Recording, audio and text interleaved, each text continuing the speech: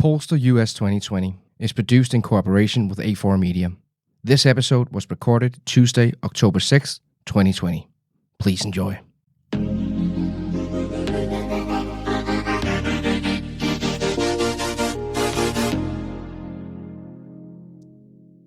American politics is just loony, especially for a European like me. But it's fascinating too. Every presidential election draws millions of people living outside the US to the TV screens. There is always a potential game changer hiding around the corner, or some surprise appearing out of nowhere. On September 29th, Trump and Biden appeared in their first debate together, which turned out to be, well, a crazy 90 minutes dispute. A couple of days later, Trump tested positive for coronavirus. Both incidents could influence the election, and more episodes like this will surely occur during the next month. Then there are all the underlying issues, such as how people behind the so-called blue wall will vote this time, or how the issue about the Supreme Court could affect the outcome of the election, because it can. This podcast is about the Battle of America. My name is Sune Steffen Hansen. I'm a partner at Arkedis Public Affairs Company and a former political advisor of the Social Democratic Party in Denmark. Joining me for an in-depth analysis about the US election are Republican strategist from South Carolina, Chip Felkel, and Democratic strategist from Washington D.C, Jim Arkedis. And of course, our great producer, Thomas Nørskov. Thomas, let's get the show started. Hi, friends. Are you there? Hello. Hello. How's it going? Very well, very well. Before we start talking about politics in the U.S., I think you should just briefly introduce yourself so the audience know that you're not just some two random Americans that I called. But so, Chip, tell me a little bit about yourself. Sure. First of all, thanks for the opportunity to be with you. I'm a 30-year veteran of Republican politics in South Carolina. I guess I'm probably more of and around the country, national politics, a couple of presidential elections, countless Republican campaigns. Do a lot of issue advocacy now around the country, as well as working with a software platform called the RAP Index. I guess politically speaking, I'm a little bit of a Republican in exile because I'm a guy who believes that perhaps the direction that Trump has taken the GOP is one that doesn't really bode well for winning national elections. And so I'm very interested in what he does, but also what this means for the direction of a party that I've worked in for many, many years. And we're going to get back to that because, he did manage to win the election last time. So, but let's get back to that later. Jim, tell me a little bit about yourself. Hello. I'm Jim Arkedis. I live in Washington, D.C. I'm a strategist and co-founder of a transatlantic political consulting firm called Electica. We deal in strategic advice, strategic communications, and digital campaigning primarily. Perfect. Okay, guys, there are two things that we need to go through. The first part being where we are in the American election right now, what is up, what is down, and the second part, I just want to talk to you about it, would be the battleground states, right? But let's start with the first part because a lot of things happen lately. Where are we in the American election right now, Jim? Let's start with you. Where aren't we in the American election right now? This has been, without a doubt, the busiest 10 days of politics I have ever experienced in my lifetime. I think it's probably true for anybody. Starting about 10 days ago, or maybe even closer to 2 weeks ago, when Ruth Bader Ginsburg, longstanding progressive member of the Supreme Court, passed away after a long battle with cancer.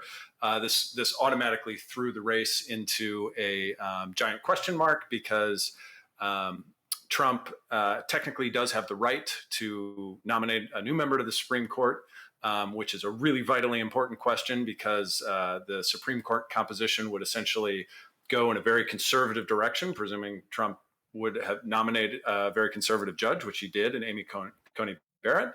As I said, he had the right to legally, but Republicans set a precedent in 2016 when a very conservative judge named Antonin Scalia passed away and Barack Obama nominated a pretty moderate judge to replace him, and the Republicans refused to even hold a hearing. So 10 days ago, we were thrown into this maelstrom of are the Republicans going to try and ram a new judge through the nominating process, not into the Supreme Court, onto an election? That was the first major thing. Then the New York Times basically got a hold of Trump's tax returns, which had been long absent from the political discussion, despite the fact that every major candidate from every political party had released theirs so the public could examine them. And Trump is obviously has thousands of businesses. And then on top of that, we had a chaotic first debate. And then on top of that, Trump managed to get coronavirus. So Yes. we've had more major political events in the last couple of weeks than I can ever remember. Funny that you called. We've had about a year and a week. We had 1 year's worth of news stories in 7 days. Yeah. And to Jim's point, I think an interesting public opinion polls show that most of the people outside of the Beltway and the hardcore Trumpists don't necessarily think they ought to ram this through, but the Republicans in the Senate are determined to do so. I want to get back to that a little later on with the Supreme Court, because I find that very interesting, and I have a few points myself to make about that. But before we go any further, I just want to talk to you about the corona situation in the U.S., and I want you to tell me how is the situation, because in Europe, obviously there's a different situation in each country, but I have a feeling that in your situation, it's very serious. So on a low practical matter basis, do you go to the streets? Can you go to work?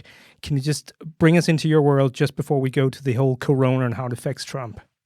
I think it depends in part where you reside. I think that has a lot to do with how people are dealing with with COVID-19. A lot of metropolitan areas seem to be perhaps better, if you will, at adhering to medical recommendations. I live in the northwestern portion of what's perceived as a conservative state, South Carolina. The metropolitan area of Greenville, if you get outside, people aren't wearing masks. If you go downtown, most people are. It's split, and unfortunately, how you deal with coronavirus. Split on a based on a political opinion, it has become an absolute political ride based on people's politics. That is so weird. To wear a mask, or if they don't wear a mask. Yeah. Agree? Yeah. DC is fine. I mean, where we are with coronavirus is that basically Donald Trump decided that he never wanted this to be something that he was going to deal with. And from the very beginning, like we've seen reporters, Bob Woodward came out in his book a few weeks ago and said that Donald Trump had, downplayed coronavirus from the beginning, didn't want to get people into a panic. So he just stopped managing the problem, pushed it off first onto his vice president, Mike Pence, and then subsequently tried to push the management of the problem onto the governors of each state. And as Chip said, that basically has led to various leaders taking the situation more serious than others. That can be largely partisan, but there are some really good examples of like Republicans in Ohio. Mike DeWine is a Republican governor of Ohio. Larry Hogan in Maryland as well did an excellent job. But then you get into more potentially, quote, red states like my own, South Carolina, Georgia, Alabama, Texas, where those governors have basically been taking their marching orders from the Trump White House on how to deal with it or not deal with it, unfortunately. And it's become the worst possible thing to take a very serious medical issue, and it's over politicized everything. So it's really horrible, basically, to answer your original question, Sune. It's a really bad situation where we don't have a national handle on this problem, and we don't have a solid national leadership trying to issue public health directives. Yeah. And if I may, to Jim's point, the reason we don't have a national plan is because Trump didn't want to be responsible for it failing. And so he very clearly pushed it to the states so that each state could then make their own decisions, which meant they were going to follow the politics of, in some cases, the politics of Trump, in some cases, the politics of the other side. And so it took a very bad, dangerous situation and exponentially made it better for the American public. But guys, just so you know, in Europe, we've had the debate too, how strong should the medicine be to the cure, in a sense? Like, do we want to shut down economically completely, or do we want to accept that there's a coronavirus and still keep our societies going? I guess in a more extreme matter, this is how this debate you had in the U.S. too, as far as I understand, right? It's not the same though, right? Because you're debating basically degrees of a solution, right? And the public throughout Europe, and especially in Northern Europe, where you are in Denmark, or throughout the Nordic countries, has faith in their governments to tell them to do things, and science to tell them to do things, and then the public will obey those things. And it's really a governmental decision, and people then follow whatever the government leads on.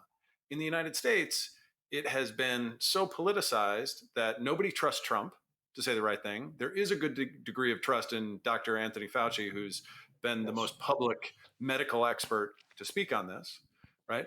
But we're debating black and white, night and day, whether this is a problem or it's not a problem. You're having a debate on how to everybody acknowledges that it's a problem, and now how do we address that problem? We're having a debate on whether or not it's a problem. It is a problem, and you have so many people who refuse to accept the seriousness of it, because to do so would be siding with the other side. The people that just want to hurt Trump in terms of coronavirus versus the people who want to shut down the economy, and that's not considered. I guess maybe the ugly American has been revealed in this entire thing. Is our dedication to capitalistic society has really been tested here in terms of what makes good sense versus what makes common sense. It is fascinating how you can make an epidemic into a political issue like this for a European. That's surely true. Chip, I just want to ask you a question, because this all started as a democratic phenomenon, sort of saying, like, all the blue states had the corona in the beginning. And as far as I can see, the coronavirus is taking on the red states. Like 70% of new cases, I just read somewhere, are in Republican states, right? How will this affect your party during the election? I think it has affected them tremendously. I think you look in suburbia, where Trump is not doing nearly as well as he would like to be. Those areas are probably more college-educated voters who maybe didn't like Hillary Clinton and were willing to give Trump a chance, but he's doing very poorly in there, in part because of the handling. The more rural areas, which a lot of those areas tend to make up parts of red states, are areas where we're not seeing another wave. We've never gotten past the first surge, and a lot of those areas don't have great medical care. You have low income, middle income, low income residents, citizens in those areas that are being affected exponentially in the African American community in some of those rural states as well. So, like nothing ever before, a medical challenge has further divided an already divided country. How are Republican voters reacting to this? Basically, will it cost a senator or two, or a governor, an election? Hold on. Now I've got to jump in there, because the issue is, all of the stuff that has happened, red states, blue states, all that up to this point, has been thrown in the mixer by Trump's diagnosis, right? And so the real question is, how are people reacting, not to the general situation, but how are people reacting to how the news of Trump's diagnosis and how how he's handling that? Because he has become the personification of coronavirus. He has, and his unwillingness to through the tapings that Woodward had and has revealed, which many of us would like to have seen him do that sooner rather than later, but he's got a book to sell, I guess. He never took it. He never wanted to take it seriously, because to do so would have impacted his robust economy and the stock market. And he was fearful of acknowledging the seriousness of the coronavirus in a way that would specifically potentially affect his reelection. And that is undeniable, whether you're a Republican or a Democrat. So the politicization of this issue is directly related to how Trump chose to deal with it. Yes. All right. And the fundamental thing that has been fascinating since day one is that he has not realized that he thought he could somehow keep the economy going while kind of not really addressing the coronavirus stuff. When anybody with half a brain should have realized that until you get the public health situation under control, you are not going to have the economy rebound in a fundamentally healthy way, right? And so if You he'd can't spent piecemeal it. yeah, What they tried to do was piecemeal it in various parts of the country. The urban areas, the cities locked everything down. In states such as my own, they just started this past week. The governor announced that restaurants could go full capacity now, because they're all fearful of the backlash from those who see this as about free will, whatever you want to call it, protecting themselves. Um, in essence, Trump's policy created more problems. Okay, Chip, I need to know this. So you're in a completely different state than Jim. How are people looking at this? Like when you shut down a whole state, are they like, "Oh, come on, this is like your own responsibility. Open whatever has been closed." Oh, there's been violent reactions from people. There's been countless terribly sad videos of people being physical encounters between people wearing a mask and people not wearing a mask, and people not being allowed into a store and then just losing their mind because they refuse to wear a mask to go into a store when they are endangering other people. But what about a normal Republican, like some of your friends? How would they react to this? Would they be positive towards the lockdown, or would they actually have a sympathy for the Trump way of doing things? I have been very disappointed at the way a lot of people have reacted to this. People that I felt were reasonably intelligent, thoughtful individuals that, as long as it wasn't affecting them, um, they really just refused to accept it, plain and simple. Personally, my 19-year-old contracted coronavirus 48 hours after he returned to his university. It's real, but unfortunately for so many, they haven't been touched by it and they refuse to acknowledge the seriousness of it. But when the president himself contracts it, if in fact he did, some of us might wonder whether this has all been a big political come on. game. Are you serious? Please, let's not. I heard this. Coronavirus conspiracy theories here. No, I would never do that. And I would never have done it, particularly until that video was produced like 2 hours after he got back onto the White House. Tell us about the video shortly so the audience. He returned from Walter Reed and it was there with full cameras.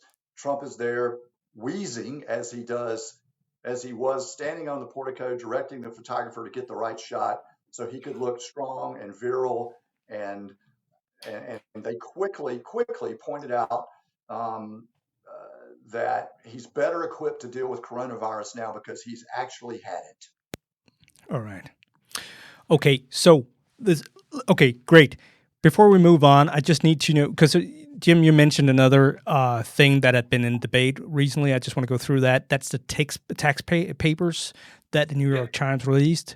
And I have to ask you both, could you possibly imagine that would have an effect on the election? Because I can't see it.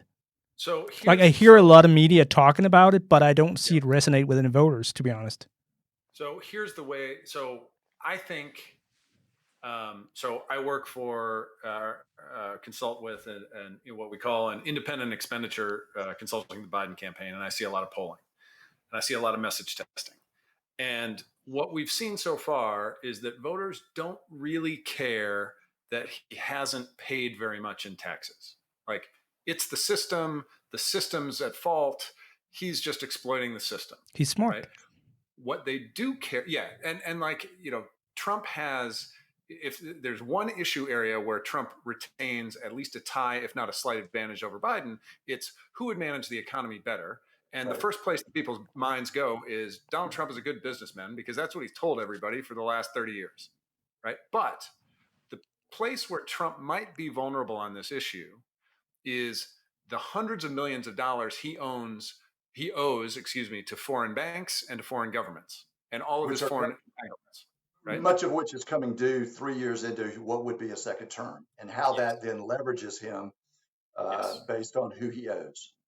Yes. And so the only way that it would really impact voters is on say if it is through a message of, Donald Trump owes hundreds of millions of dollars to foreign interests. That gives those foreign interests leverage over But American Jim, president that sorry, nobody should have. but which voters would care about this? I mean, we had the whole foreign Do you want to know which interference in voters? I'll tell you which. Hold on, I'll 2016. tell you which. No, I'll and tell then you which we voters had the care whole about it. debate about his tax not paying tax in 2016. It had no effect whatsoever. I'll tell you who it does affect a little bit is the Chip Felkels of the world, the moderate Republicans who view this as a national security issue.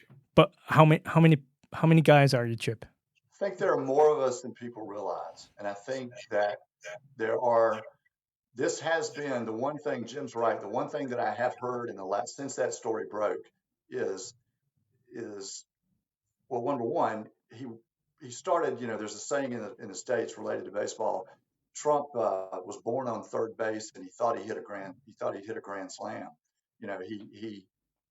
He was given immense wealth to begin with, and yet the tax records reveal that he's really not a good businessman. To Jim's point, he's been incredibly successful, telling everyone how successful he is. But at the end of the day, he's now very leveraged. And what happens if somebody calls the note? What happens if it's with someone in the Middle East? What happens if it's a Russian oligarch? China. But guys, Republicans. I just don't see it having that much of an effect because of the 2016 election. But then, Jim, you said, well, the Chip Fenkels of the U.S. 2016 was very different, and that is Hillary Clinton was the most hated political figure in American history, probably up till Donald Trump. That she was the most polarizing person he could have possibly run against, and he was given a pass in that regard. All right. Chip, I need you to give me a number here. How many moderate Republicans or independent Republicans would there be that actually would consider changing to Biden in this election? To put it in a different way, how many people could actually could this have an effect on the whole tax discussion? This may be wishful thinking, but I think it could be as much as 10%.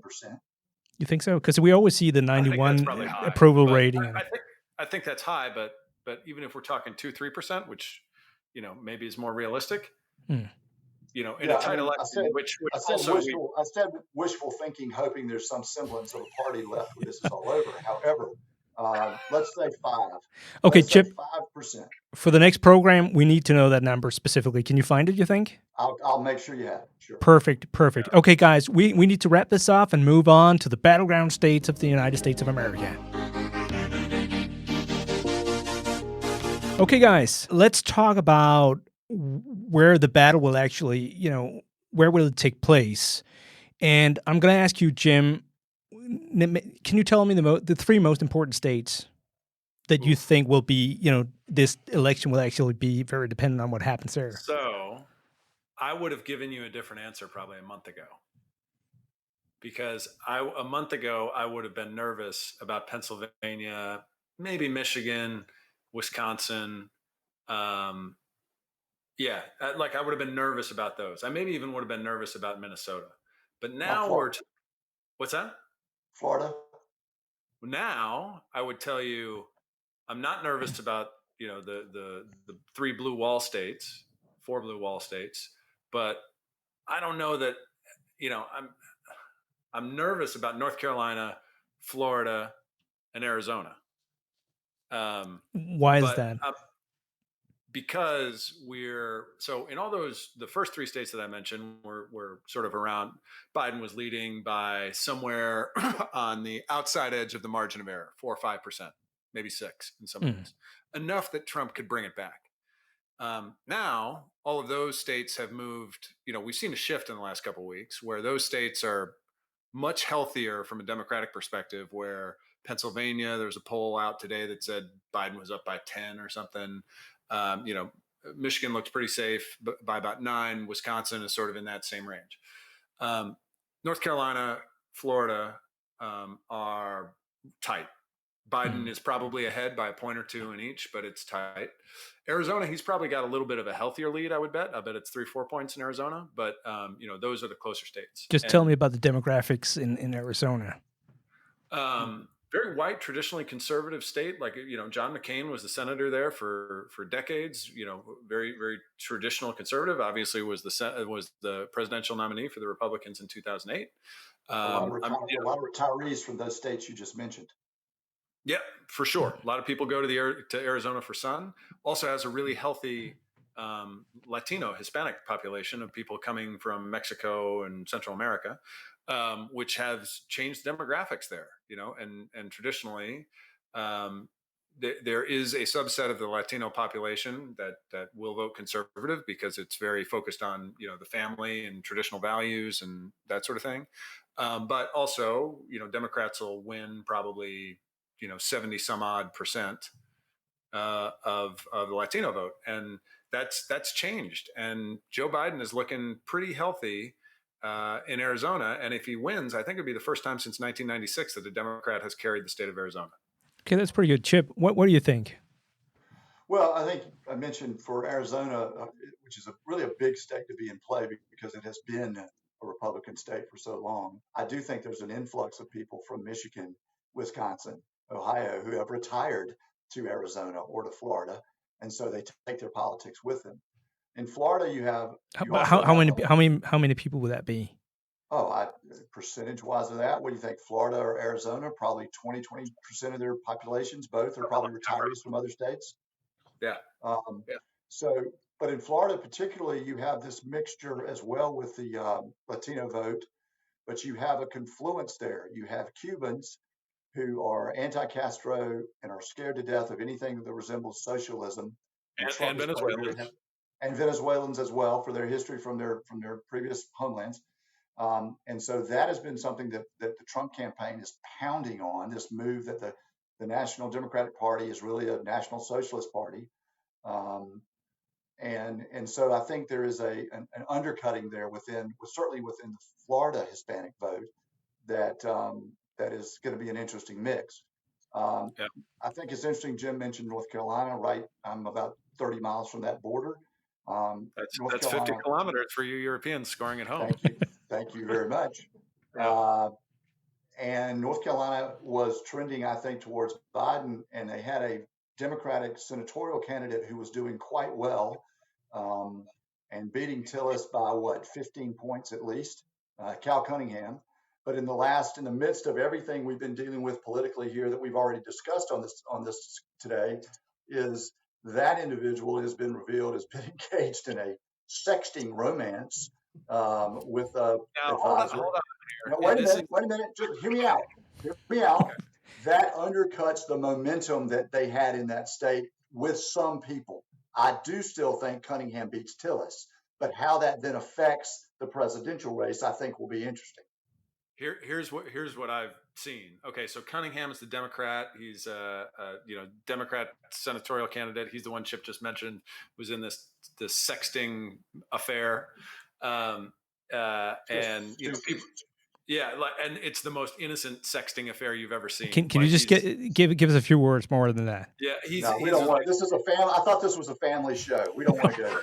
It's very late in Europe. Every family has gone to bed now. Like he was texting some woman in California, and he was like, "I can't wait to kiss you." That's it. This woman was not his wife. This woman was not his wife. Let's be clear. This is he's married. I see the problem now. Yeah, absolutely. Married with a couple of kids. So that's a good thing. No, it's not a good thing. But so the snap poll I saw in reaction to that said that Cunningham is up 6. So the Democrat, the sexter, is still up 6 points on the incumbent Republican, who also has recently come down with COVID. And he's up 6, and Biden is up 4 in North Carolina. So the guy who was just caught in a sexting affair is outperforming Joe Biden by 2 points, which could lead you to believe that maybe Joe Biden should start sexting. Yeah, or not.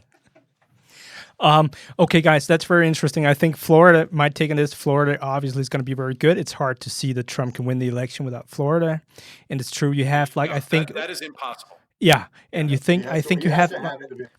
Yes. And Latinos are quite different in Florida from all over the U.S. or the other parts of the U.S. in the sense that, as you mentioned, I think it's 1.5 million Cubans that live there, and they are very conservative, which is not normal for the Hispanics in the U.S. They very often lean towards the Democratic Party, right? Correct. So this is just a background for our European listeners. Anti-Castro Cubans and Yeah, Venezuelans yeah. Who have come in, and that does play into that demographic. And we have to talk more about Florida in a later program because I think it's very important for us to do that. But I just want to go back to something that you both mentioned. Jim started talking about it, then you also referred to it, Chip. But so basically, you have this blue wall phenomenon or thing that you call it, which I'm not sure many Europeans know exactly what that is. So the blue wall refers to 18 U.S. states in the District of Columbia that the Democratic Party consistently won in the presidential elections between 1992 and 2012, right? So it's been a fundamental thing that Democratic strategists have always been like, we don't have to go there. This is certain for us. We're going to win it. Let's prioritize our efforts different places. And then, boom, in 2016, something weird happened. Trump broke the blue wall in 3 different states. That was the state of Pennsylvania. He won by 44,000 votes. Wisconsin, he won by 22,000 votes. And in Michigan, where he won by 10,000 votes. Altogether, he won those 3 states on 78,000 voters. Now, that is not a lot of voters compared to, I think, altogether is 16 million people, and he won all 3 states. And I've just been wondering quite a lot. And Chip, I'm going to ask you this.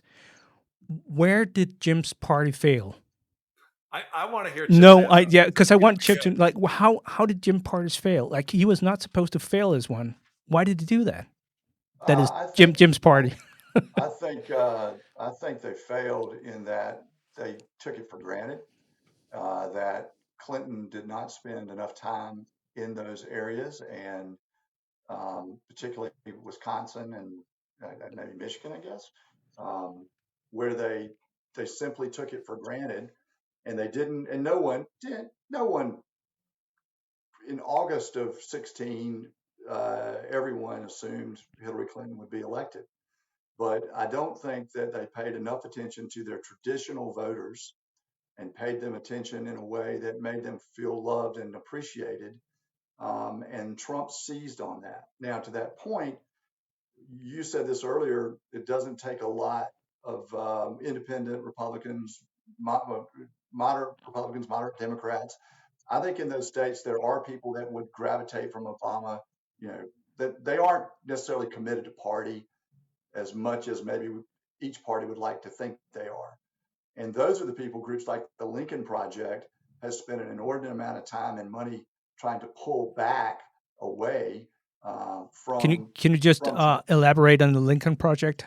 The Lincoln Project is a collection of longtime Republican operatives and consultants, a couple who worked for McCain and several others who have raised an inordinate amount of money, have been hitting some very tough, hard-hitting ads, specifically in battleground states, and particularly going after Republican senators who they view as being sycophants and carrying the water for Trump unnecessarily, overzealously.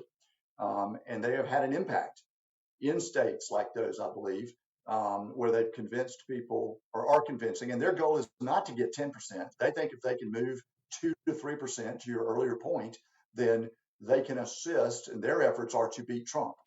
The Lincoln Project is a bunch of Republican consultants who aren't affiliated with Trump, who despise Trump, and are being very, very effective with an ad campaigns around the country with moving just those people you're talking about. Which states are they primarily targeting right now? Specific states? They have been in Colorado against Gardner. They've been in North Carolina against Tillis. They've been here in South Carolina against Graham. But if you go look at Wisconsin and Arizona particularly. All right. Okay, great. So, Jim, why did your party fail in the blue wall, behind the blue wall? So I think everything Chip just said is basically right. I think that the Hillary folks took a lot of those states for granted, and she didn't visit Wisconsin famously, which is very well known. They stopped polling in a lot of those states in the last couple of weeks, month before they're like about this time, 2016, they just stopped polling because they thought that everything was fine.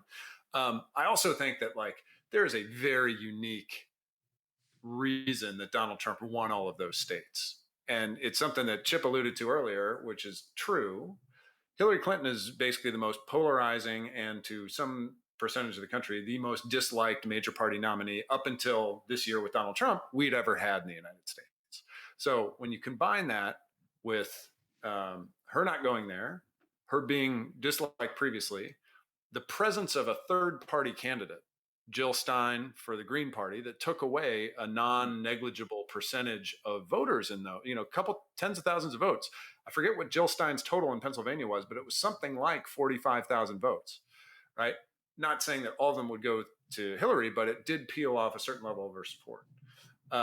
And so there were a lot of, and Donald Trump being a complete novice with this crazy guy message that a lot of people gravitated to. And like the dirty little secret in a lot of those states is, amongst union membership in the United States, typically 40% of rank and file union members tend to vote Republican.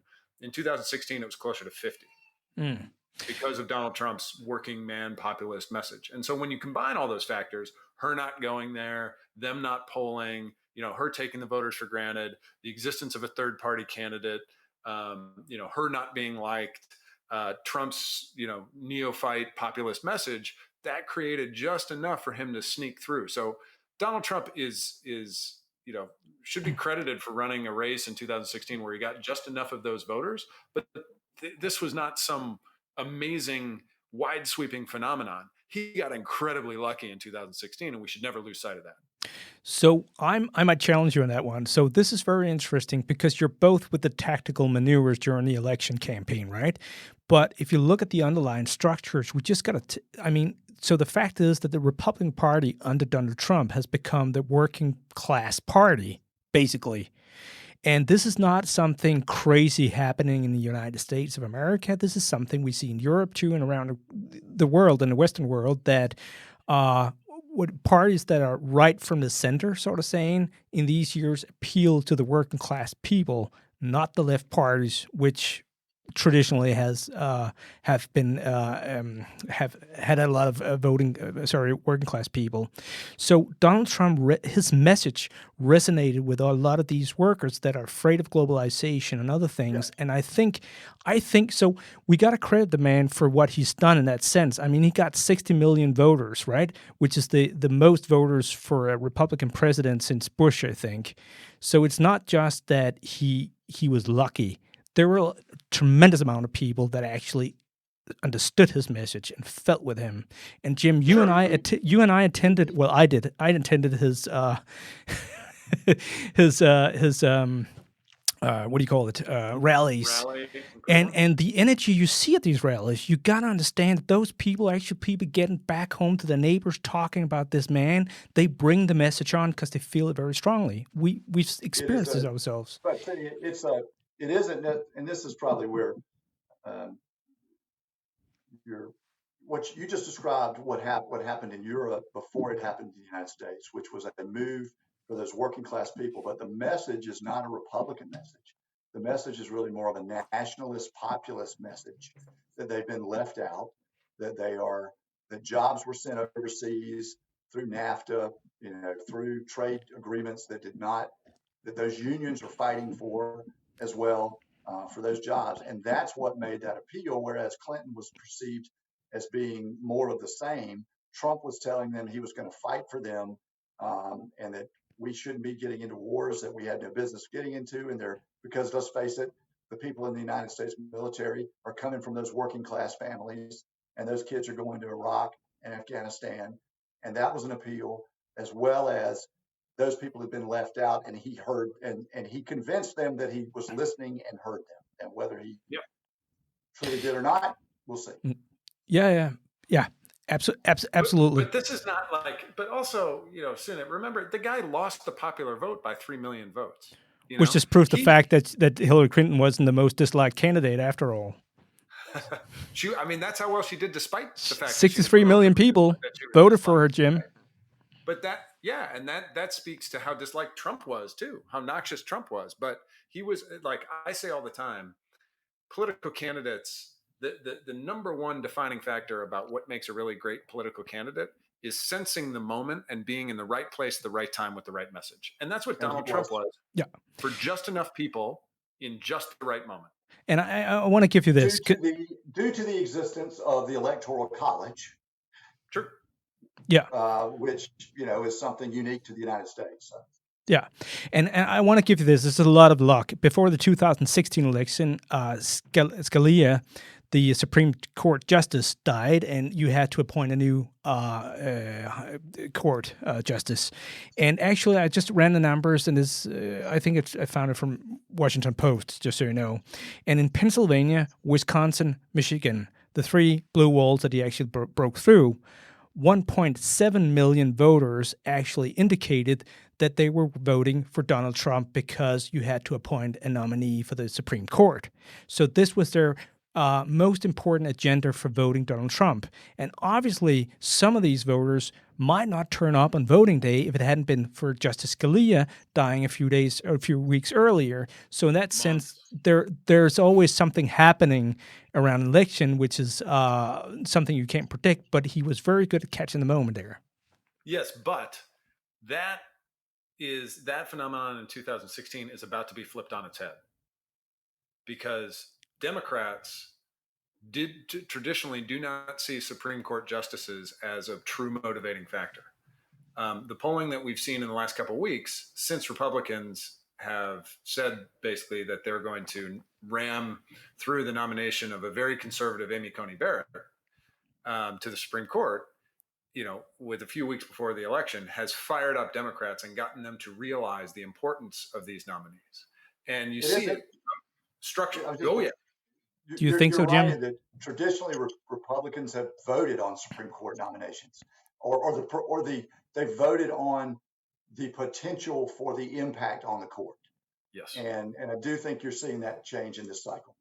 You're seeing it in anecdotal ways where you see Senate candidates who vote on the nominees for the Supreme Court. Democratic Senate candidates are just raising gobs and gobs and gobs of money, right? Because of this issue. In the polling, you see Democrats indicating that their vote is going to be in part dependent on when the seat gets filled.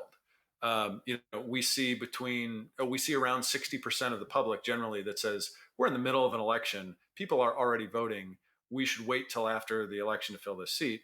And you see Democrats messaging to their base around, this is unfair. The Republicans stalled this nominee in 2016. Now they're trying to ram one through. Look at the hypocrisy. That's what they're saying to the progressive base to make sure that they get fired up.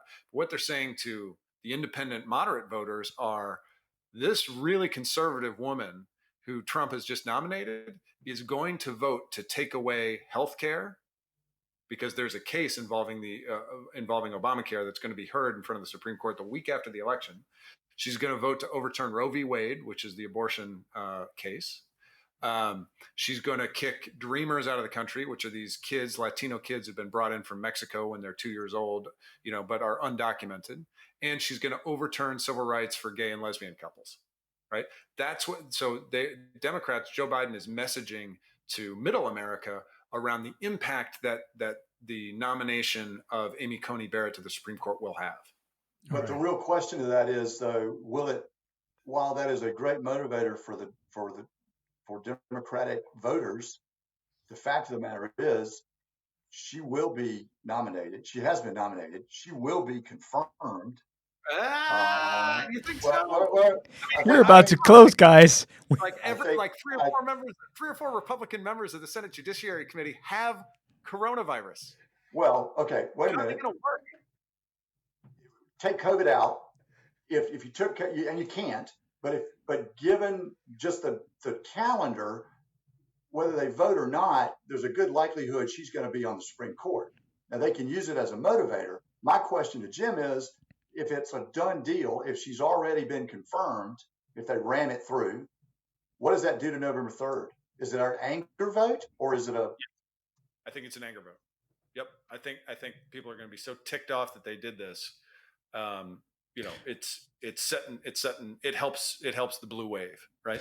I think you can't take coronavirus out of the nominating process, because a week ago I would have told you Republicans are like, she's going to get that seat. Can't do much about it, right? Now, Trump conducted a super spreader event at the White House during her nominating ceremony where nobody wore masks. And undid his own process, really. Undid his own process and deserves everything that's coming to him because of it. Where he got infected, he probably spread it to a bunch of people. 3 members of the Judiciary Committee, Republican senators, got it. Chip, you got to balance this, man. Right? Like, this is ridiculous. And like, how are you going to hold hearings now for this woman who's been nominated when these guys are so sick and gave it to themselves because they're so reckless and irresponsible? Yes, Jim, coming out. McConnell will make it a point to will change the rules and give them the ability to not be there in person and to do so from the confines of their home while they're recuperating from COVID in order to push that through. So, Chip, here's my question to you. I look at the situation and say, McConnell knows he's about to get smacked on November 3rd. And they've got Mitch McConnell, the Senate Majority Leader, who's a Republican from Kentucky, who's also up for re-election. Just remember, I'm here still. Sorry? I'm still here. Yeah. I'm a European. You need to be, explain stuff to me. We're going to start calling the long-time serving U.S. Senator from Kentucky, who has been the Majority Leader, who is facing a challenge, although I haven't seen anything to indicate that McGrath is going to have a chance. I think he's going to win that seat by 10 points probably. Right. But the issue is McConnell probably looks at the other senators up for re-election, Republican incumbents in North Carolina and Colorado, and even places as crazy as like Alaska and Mississippi, who are probably in more and like certainly Maine and don't forget Lindsey Graham. Guys, you're opening a debate floor that I can't control anymore. We're talking about the senatorial campaigns now and everything. There's got to be something for the program later on. Guys, my producer here is looking at me. You need to shut this down now because Europeans are getting very, very tired. It's late in the evening here. Here's the point in 10 seconds. The Senate Republican Majority Leader knows he's going to suffer a big defeat on November 3rd. He is looking at the polls, and he knows that if he has to ram through this nominee for the Supreme Court today, because if they lose, as it's becoming apparent that they probably will, he loses a lot of political leverage after November 3rd, right? Where he is now the defeated party who's doing something that's even worse. And the outcry is going to get magnified. That's correct. And because to do so under a lame duck Senate with members who have lost their seats will only further hurt Republicans long term in a potentially post-Trump existence. Yep. Okay, guys, thank you so much for joining us in this show. I look very much forward to our program next week, where we're going to obviously talk more about the senatorial race and a bunch of other issues. Democratic strategist Jim Arkedis, Republican strategist Chip Felkel, thank you so much for appearing on the show. I look forward to talking to you guys next time, and thanks for letting me defend Trump, by the way. Thank you, and I hope that we're going to have less news in the next week. Yes, we probably won't. It's the U.S. election. A lot of stuff will happen, for sure. But we do have a vice presidential debate coming up tomorrow night. Okay. So guys, just tell me what do you think we're going to talk about next week? Chip, you start. I think we'll see how the polling reacts to Trump's COVID sickness and how he handled it, and whether or not it is whether there's a reaction to what is perceived as callousness by the way that he has acted about this, getting back in. I think it's going to be interesting to see how people then perceive that. And then we'll be talking again about the Supreme Court in terms of whether those senators who have COVID, are they in a position to come vote? Yeah. And we'll go from there. Good. And the only thing I'd add to that is the vice presidential debate. Okay, good. And good. Whether or not Trump ends up in the hospital again.